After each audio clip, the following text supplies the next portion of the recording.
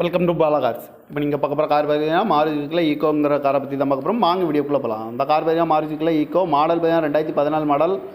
Owner பார்த்தீங்கன்னா 3 owner வரன்ட்ருக்காங்க. இது ஒரு பெட்ரோல் வண்டி தான். ஆண்டி எல்பிஜி என்டாஸ்மெண்ட்டும் இருக்குது. கிலோமீட்டர் பார்த்தீங்கன்னா 1,07,318 கிலோமீட்டர் ரன்னிங் ஆகிருக்கு.